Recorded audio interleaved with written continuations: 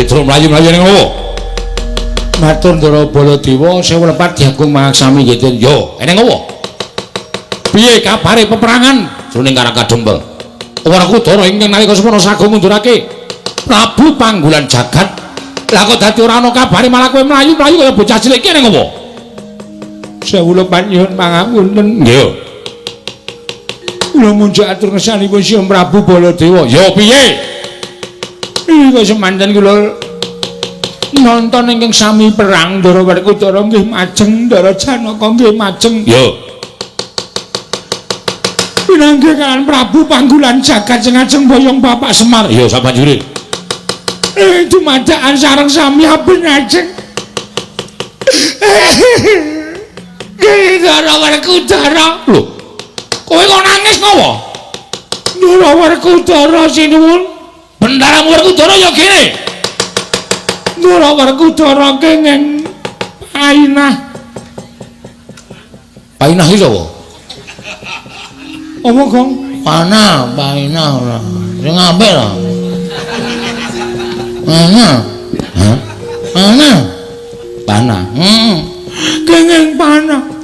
Ndara Werkudara nglumpluk tanpa daya.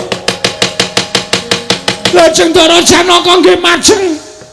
Ndara Janaka yo nglumpluk tanpa daya. Lajeng Ndara Puntadewa yo maju. Ndara Puntadewa yo nglumpluk tanpa daya.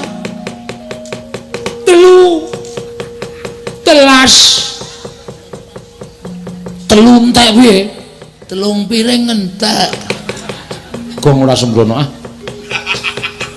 Gong ora sembrono to, pancal raimu. Ya wis.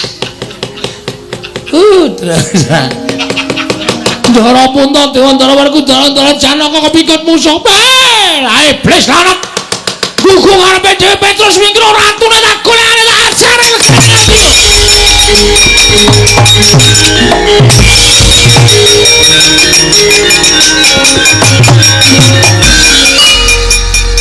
Ning Melayu kok dadak nyampar rai lho.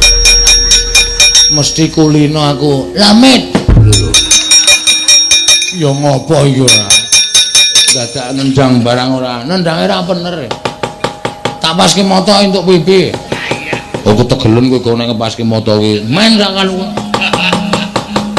Hati-hati ya Gong, iki muga-muga Ndara Baladewa ki iso ngrampungi karya Den. Ngatos-atos Ndara.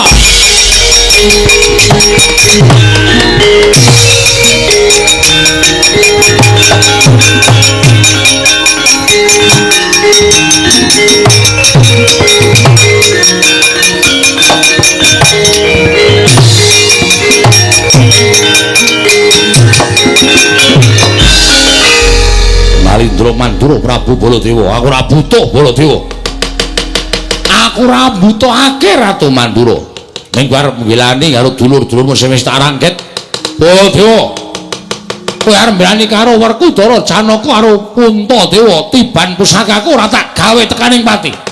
Ning tak gawe kewirangan nggonmu urip ana ing alam padang saka panguwasaning Kyai Candra Wirayang Baladewa.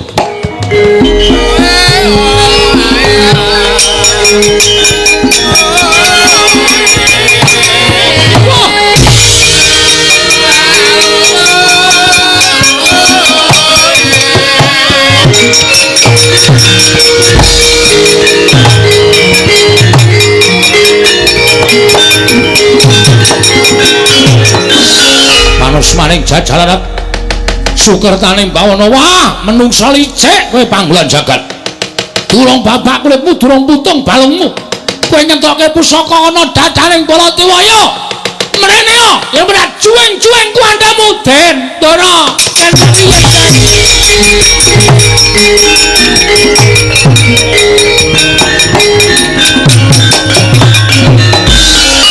Petro ngopo Petro? Petro ngopo?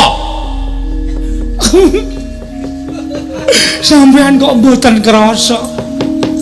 Sampeyan le tumbas jaket teng pundi? Jaket-jaket dengkulmu mlotot iki aku arep nesu. Nggih, ning sabar iki. Mengko nek sampeyan ngerti niku mesti sok. Kucinge sapa, Tru? Kucinge sapa dengkulmu mlotot ora? Apik iki. Anggota, anggora. Ngarani anggora kok anggoda iki munyuk kok. Ana sing riwu-riwu lho. Ha iya kae anggora. Oh gedhe tenan iki jumbo iki. Kok ngerti ora gong iso apa gong? Mbah. Den, piye? Ngerti ra? Lho.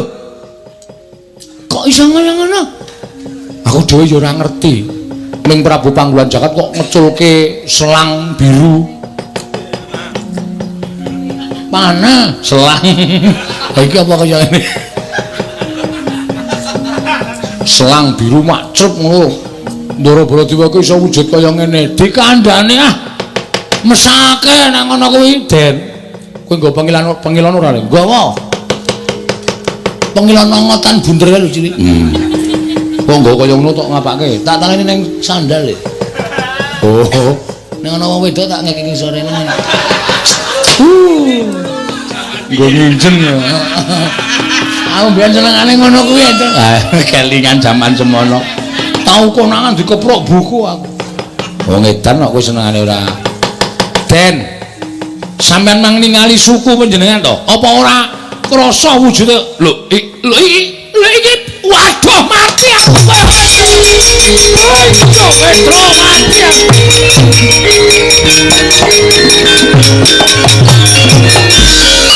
Waduh mati Petro ini aku piye iki? Petro iki aku dadi kaya ngene iki piye Petro? Kula dhewe ya ora ngerti. Iki sampean kenging panah nesu-nesu wae terus ngerti-ngerti wonten kebul makbul. Ilang wujude Ndara Baladewa wujud macan. Waduh Petro, ati aku. Lha iki aku ora iso bali nang Mandura nek wujud kaya ngene iki. Iki piye Petro? Kula dhewe ya radong ratune ya digdaya tenan. Piye kok? Ana manut aku golek sirkus. Heeh. Iki didol ning sirkus payu larang, Tru. Tenan to. Macan bisa bicara. Bakong tak kletak dasmu, mudhar ora aku. Ora semrono aku ki ratu, Gustimu didol ning sirkus ki apa? Ora usah dijelaske nek malah. Butuh wektu. Ngeten mawon. Piye Petro? Sowan Bapak Semar. Sampeyan wujud kaya ngeten iki kok sebabe apa, jalanane apa lan kudu kepiye? Niku sowan Bapak. Bapak yakin iso mernake kalih Ndara Baladewa sing wujud kaya ngeten iki. Aku kula percaya Bapak mesti yakin iso mernake. Yo, aku tak sowan Bapak Semar nggih. Semar, aku tulung ana wujud kaya ngene Semar.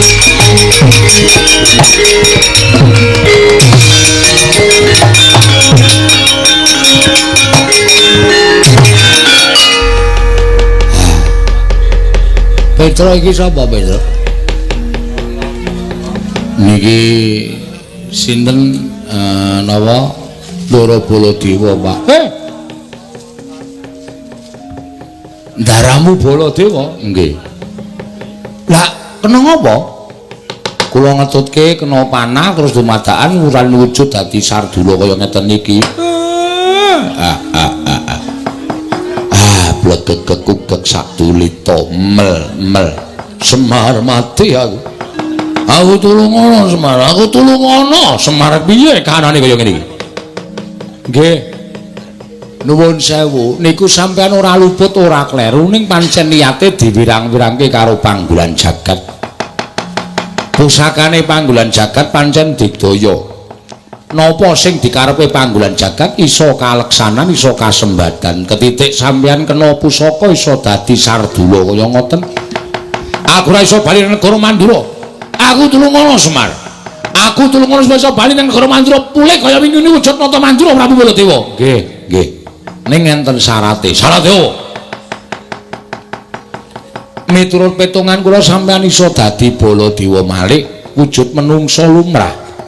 Nek sampeyan kudu iso nemokke teng pundi Ndara kula katelune Ndara Puntadewa, Ndara Werkudara, Ndara Janaka le dikunjara kali Panggulan Jagat. Nek sampeyan iso nemokke iso ngluwari Ndara Puntadewa, Ndara sinten niku Werkudara, Ndara Janaka. Kula kinten sampeyan bakal bali kaya wingi uni.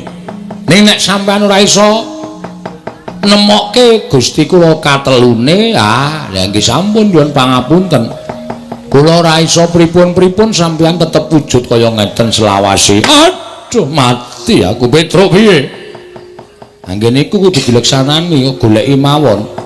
Mula sampeyan manglunga saking mriki mang goleki temu didurunge Ndara Puntadewa Ndara Janaka le dikunjara. Kula kanteni anak kula Petro nala Garing Bagong. Supaya sampeyan aja nganti dioyak-oyak wong desa, dioyak-oyak para kawula disengguh macan tenanan. Yo. Sago mboten? Yo, aku sago. Nek pun sago, mriko mang mlampah liwat mburi mriki mawon ndak ketemu panggolan jagat. Petro Bagong daramu iki tutna. Waduh. Tutke macan, Gong. Ayo wis mudhun derajate. Mau ngetutke satriya saiki ngetutke macan. Ora apa-apa. Engko nek ngelih ati dikresak. Bagong aku ora doyan daging. Macan kae aku pangananku kaya menungso. Oh nggih pun, soalé mengko nek tiba-tiba sampean lapar terus kula pas nunggu sampean terus maem ya cilaka temen Entru. Ayo. Pun monggo den kula dherekaken. Ayo Petro aku turno. Monggo Gus kula dherekaken Pak kula tak ngetutke anu nampa macan. Yo sing ati-ati jaganen aja nganti dioyak-oyak wong Karang Pradesan.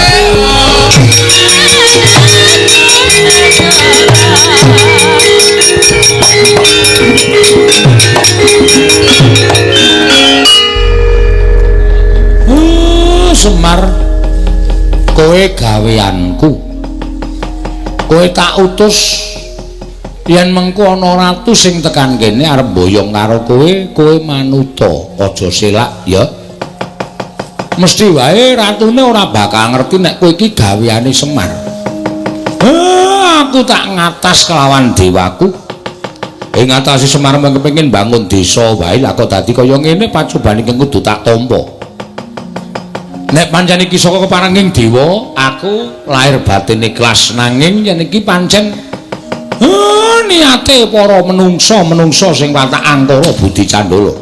Aku sing ora trima wis ngono wae welingku aku tak mangkat saiki. Mengko nek ratune teka ladenana aja nganti gawa gelo atine ratu kae mau.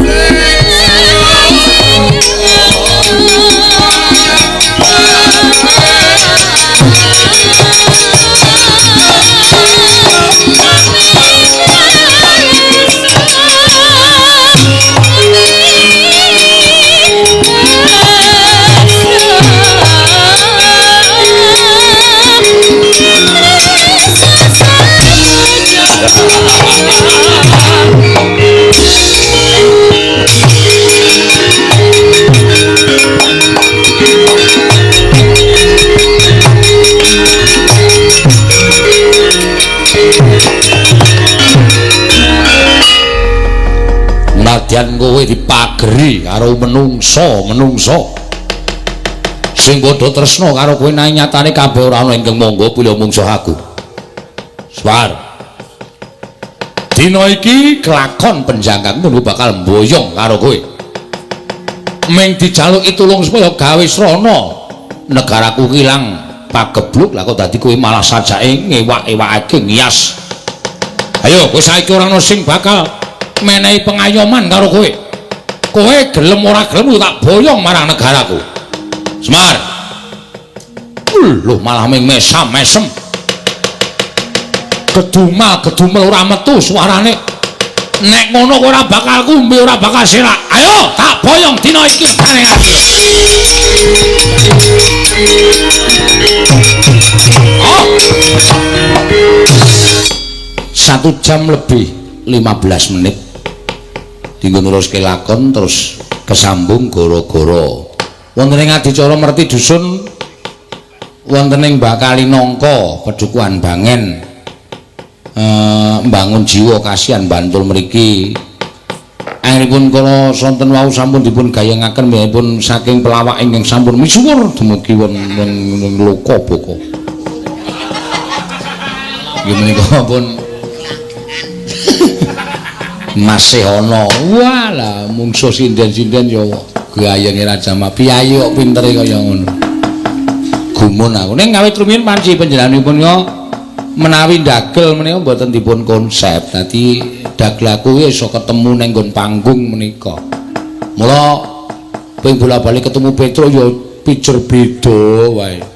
Ora tau ana sing padha, ora tau ana sing di-stel saka ngisor menika mboten nate. Angel golek pelawak kaya ngene mula ayo padha diurip-urip. Supaya tetap sehat, supaya tetap apa jenenge paringana bagas waras. Menika ingkang kula suwun. Wis rawuh kalian Petro menika mboten namung setunggal kali dinten. Ning wit kula dereng saged menapa-menapa nuwun sewu. Kula durung iso mayang, kula niku wis nabuhi masih ana menika. Estu kula mboten goroh. Piyambakipun nedha mekar-mekaripun. Wah, wonten Jawa Timur menika sampun menawi jeneng dagelan Mataram menika sapa sing ora kenal karo Mas Clewo. Wonten ing Jawa Timur nganti jak foto. Nek ana warung sing ora kenal dheke malah takoni, "Kula niku Clewo." Wah. Ayo ora tepung kok dicongol-congolke. Nggih, matur suwun. Muni jam-jam niki kok dadi pikirane nglambrang tekan ndi-ndi ya. Wah, ya angel. Ya niki teturon dhisik-isik. Wah. Ndah penake. Ya wis kepekecut kudu sago nyambut gawe ya nyambut gawe. Nora tekan wis mulai esek-esek yu. Ya. Nggih, Pak. Ditus. Dembian ya ora ngerti nek akan wayang ki arep nganggo joget-joget ngono iki ora ngerti. Mula ora latihan joget. Oh ya ora. Ning sithik-sithik wis sampe. Latihane mung adus terus. Sing penting anggere iso ngobahke wis sampe. Ah, ya ngono kuwi. Kulane masih ana. Nggih. Kulane. Asik. Buke. Iki aku urung tau blas nek. Ah, Coba kaya ngopo. perlu tak coba. Iya. Ayo sayang. Nate. Menik-menik. Menik-benik. Rasa kok telik. Sagok telik. Telik. Hah? Sekok telik. Sagok mosok yo ayu-ayu kaya telek to. Lho karak mlini rapi ta. Apa telek? Ana irenge le. Teleke ana irenge. Sogok. Oh, sagok telek. Abange pundi? Eh? Coba telik. Coba tak presani. Abange sithik. Oh, ayo. Napa, Pak? Kok mah ana swara jaran barang. Carane Pangeran Diponegoro. Heeh. Aku pokoke njaluk sing ana dangdute. Wes. Bu Natin. Ira dadi singkirke. Dibuka kabeh. Arep dienggo joget e. Singkirke piye? Bekso. Tonyo wae singkirke gamelan ngono kok. Disingkire kerdus-kerdus ki lho gek diganti anyar lho. Edan ora. Ayo lagune apa? Ya. Unsure dangdut.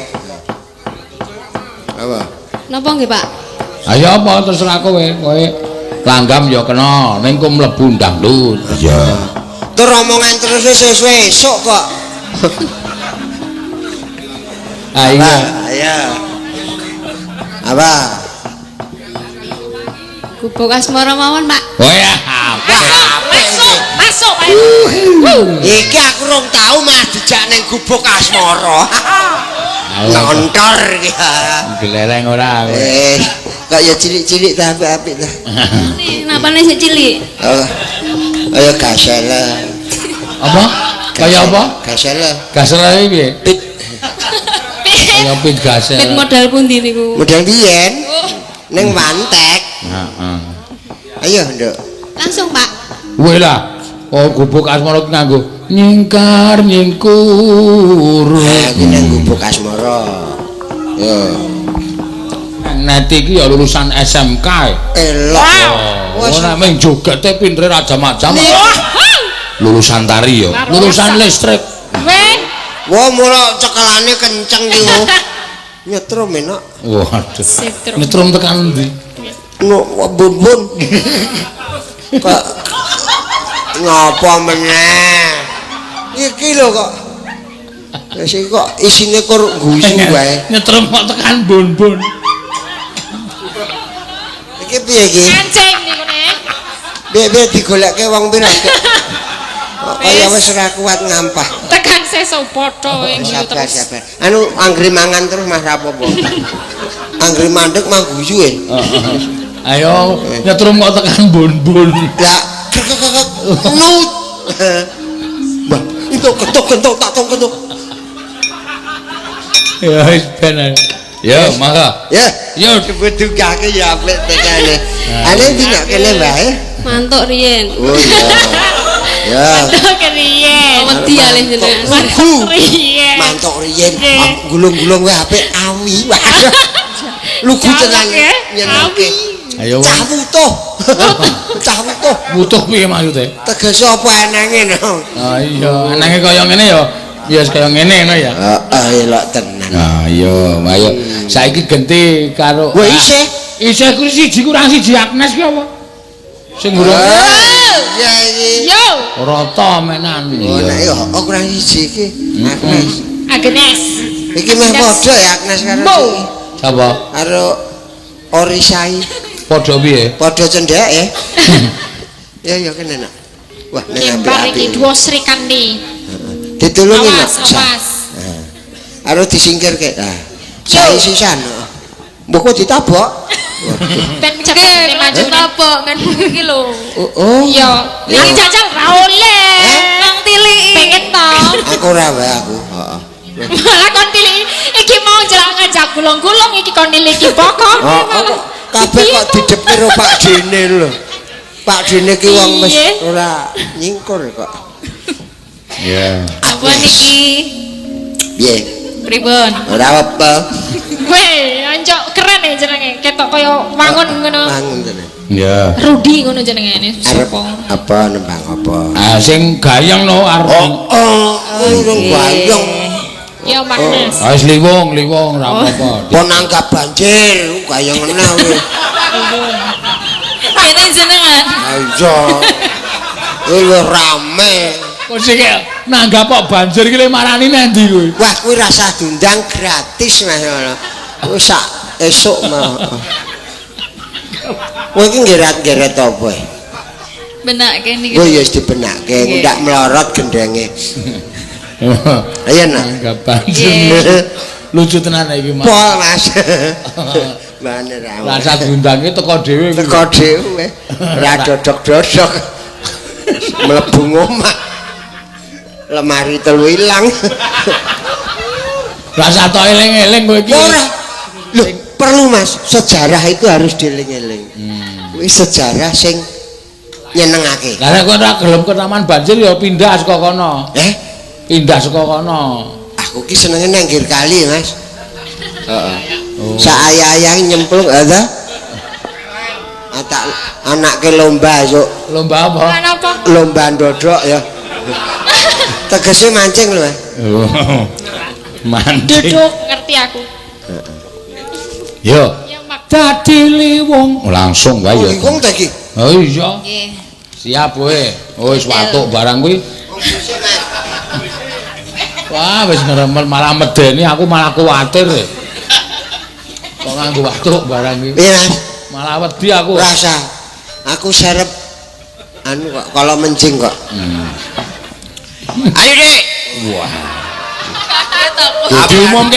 Diumumke sik. Oh, halo. Disiarke karo para lenggah. Basa Jawa wae bisa. Oh, basa Indonesia cah milenial kok. Selamat pagi semuanya. Jangan lupa ini pagi. Ya iya pagi. Saudara tahu? Kalau pagi kita harus olahraga yang namanya lari pagi. Ya. Lari pagi. Soalnya pagi-pagi itu harus lari supaya pagi lari. Iya penyanyi kita Agnes Monik Kem akan membawakan lagu yang berjudul Wow.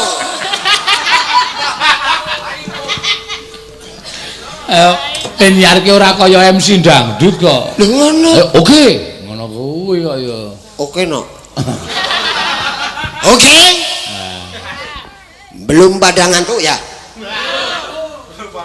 Sama. Kita harus semangat dengan bersih desa ini, semua bersih, bersih hati dan lain-lain. Ini Wangun. Agnes Monica dengan lagu Livo. Ya. Warga Laras Entertain. Warga Laras iki? Warga Laras Entertain.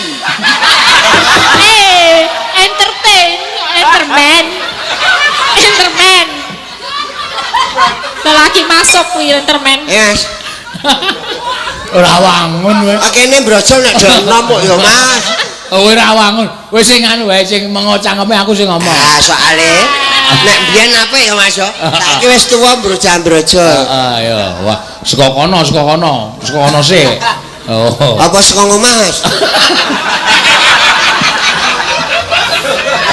Saka kono. Yo sia-sia banget. Kayak ketoke musik iki musik sing keras. Ngapa kuwi?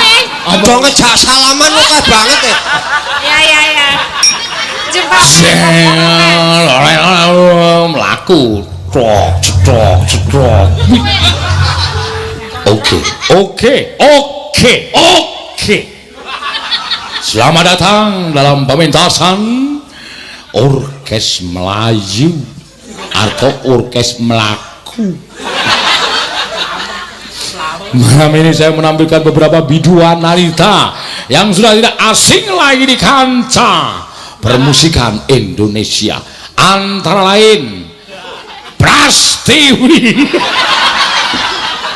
Lagi nepongke penyanyine teman. Prastiwi alias SpongeBob. Di sebelah kirinya yaitu penyanyi yang bertitel pernah menjadi juara nasional lari pagi, Wahyu Krisnawati. Sebelah kanannya yaitu penyanyi yang sudah tidak asing lagi, yang sudah menjadi pop mie, Neti Sulandari. Sebelah kanannya lagi yaitu Mbak Ayu Purwa Lestari, sudah pernah menjuarai tembang Gembira Loko. Sebelah kanannya lagi yaitu Tati Lestari Handayani, ya sudah pernah menjadi juara angkat besi. Dan sebelah kanannya lagi Mbak Orisa, pendatang baru dari sini. Urung cocok ngene. Aku urung cocok omongane wis ngene kok ya. Dari sini, dari kampung halamannya sendiri, yaitu di Kalinongko. Dan sebelahnya lagi adalah Mbak Anteng Lambang Se, saudara-saudara. Wah, ini baru dari Banyuwangi di wilayah Jawa Timur. Oke, untuk lagu selanjutnya akan saya tampilkan, akan menjadi meriah pada suasana hari ini, dan lalu dilempar kepada Bapak Pamungkas kepada Kristus, Pak.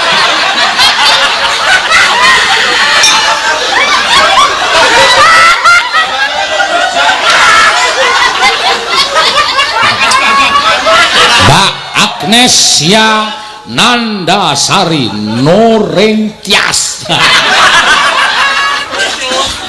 akan menyanyikan sebuah lagu yang tidak asing lagi, yang masih hangat-hangatnya, yang masih hangat-hangat seperti telek ayam.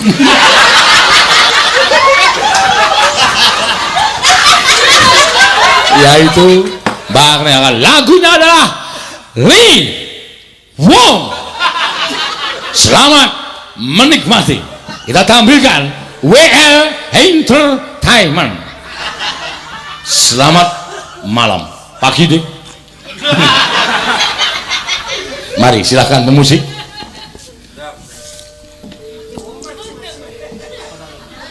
Gimana ini?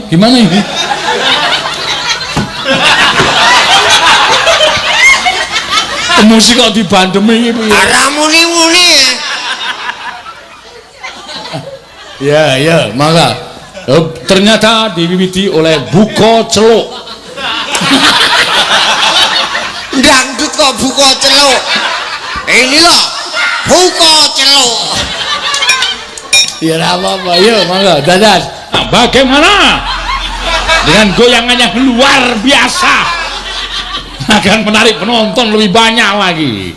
Kita akan sambung lagi dengan episode yang kedua. Buko Celuk. Oke, yang depan jangan sampai berebut, zaman dulu. Yang depan harap tenang. Berjoget boleh, tapi tetap aman. Oke. Terima kasih. Apa ya? Hai. Ayo apa ya? Kowe apik kok nek dadi MC kok. Lanjut kok ngene iki ngopo? Lanjut, aku mau lanjut kok yo. Nek lanjut ini. Iki mau do tak kono aja rame. Ora padha karo cangkemku. Aku kuwi aja yo. Lanjut.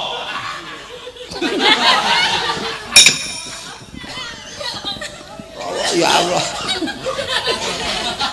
Kita selani dengan cendol dawet. Karena cendol dawet saat ini baru ngetren. Dan apa artinya cendol dan apa artinya dawet baru viral di dunia maya dan dunia demit.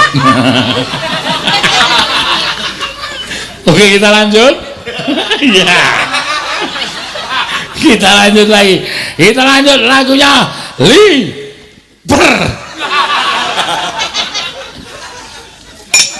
Malam semakin menggila. Sudah kehilangan akal sehat.